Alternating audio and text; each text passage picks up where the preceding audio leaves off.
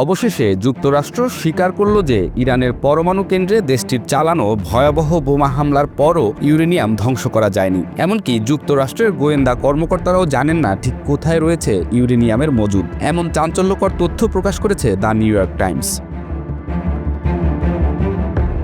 সংবাদ মাধ্যমটির প্রতিবেদনে উল্লেখ করা হয়েছে যে যদিও ইরানের পারমাণবিক স্থাপনাগুলোতে গুরুতর ক্ষতি ও ধ্বংস হয়েছে, তবে ভূগর্ভস্থ সুবিধাগুলো সম্পূর্ণভাবে ধ্বংস হয়নি। হামলার ফলে প্রবেশপথগুলো বন্ধ হলেও ভূগর্ভস্থ ভবনগুলো ভেঙে পড়েনি। তবে প্রেসিডেন্ট ট্রাম্প দাবি করেছেন যে ইরানের পারমাণবিক কর্মসূচি সম্পূর্ণ ও পুরোপুরি ধ্বংস হয়েছে, কিন্তু IAEA প্রধানের মতে ইউরেনিয়ামের একটি বড় অংশ সরিয়ে ফেলেছে ইরান।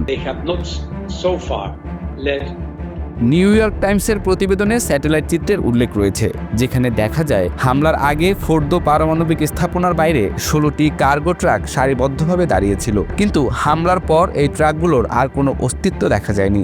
বান্ডেল থাকলে প্রতি সেনমানিতে টাকা বাঁচবে। বিকাশ সেনমানি বান্ডেল কিনে জিতুন প্রতি লেনদেনে। ইরানের পারমাণবিক কর্মসূচিতে সবচেয়ে বড় আঘাত এসেছে মানব সম্পদের ক্ষেত্রে।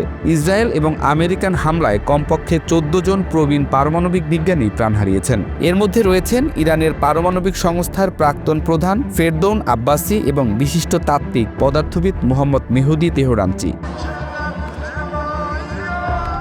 ইসরায়েলি কর্মকর্তাদের মতে এই হত্যাকাণ্ড ইরানের পারমাণবিক বোমা তৈরির ক্ষমতাকে কার্যত অসম্ভব করে তুলেছে। তবে বিশেষজ্ঞরা মনে করেন ইরানের কাছে এখনও অন্যান্য বিজ্ঞানী রয়েছেন যারা এই শূন্যতা পূরণ করতে পারেন। এই হত্যাকাণ্ড ইরানের পারমাণবিক উচ্চাকাঙ্ক্ষাকে বিলম্বিত করলেও সম্পূর্ণভাবে থামাতে পারবে না বলেই ধারণা করা হচ্ছে। ইরানের 60% সমৃদ্ধ 400 কিলোগ্রাম ইউরেনিয়ামের অবস্থান এখন একটি বিশ্ব রহস্য। এই পরিমাণ ইউরেনিয়াম দিয়ে 9টিরও বেশি পারমাণবিক বোমা তৈরি করা সম্ভব। বিশেষজ্ঞরা মনে করেন ইরান সম্ভবত হামলার আগেই এই সমৃদ্ধ ইউরেনিয়াম গোপন স্থানে সরিয়ে নিয়েছে। অস্ত্র নিয়ন্ত্রণ সংস্থার এক বিশেষজ্ঞ জানিয়েছেন ইরানের 60% সমৃদ্ধ ইউরেনিয়াম সন্ধান করা খুবই কঠিন, কারণ এগুলো ছোট পাত্রে সংরক্ষিত থাকে যা গাড়িতে করে সহজেই পরিবহন করা যায়।